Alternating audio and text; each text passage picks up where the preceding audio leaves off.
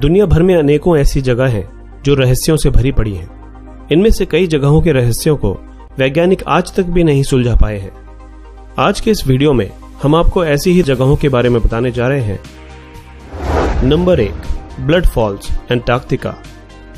Antarctica के Taylor glacier पर जमी बर्फ में एक जगह ऐसी भी है जहां से लाल रंग का झरना बहता है।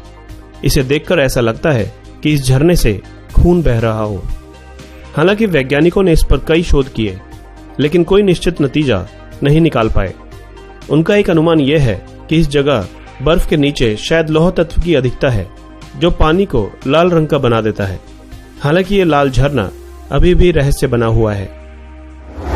Number 2, magnetic hill, mountain new Brunswick. ये मैग्नेटिक हिल अपने आप में बेहद खास है। इस हिल पर